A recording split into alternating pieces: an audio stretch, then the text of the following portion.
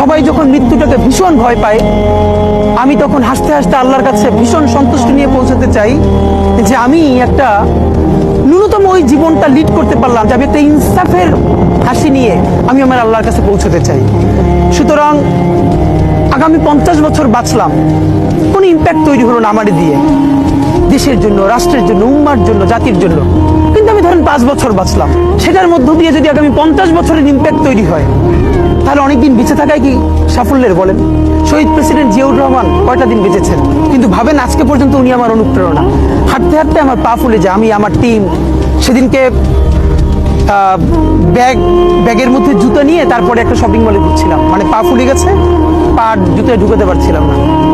তো জিয়াউর রহমানের একটা ওনার গল্প মনে পড়ছিল, যিনি মাইলকে মাইল যখন হাঁটতেন ওনার সাথে স্টাফদের পা ফুলে যেত, কিন্তু ওনার তো আর্মি ট্রেনিং আছে। তখন তাকে বলতো, স্যার আপনার তো আর্মি ট্রেনিং, আমরা তো আর পারি না। এই জন্য ওনাকে মানুষ রাখাল রাজা বলতো।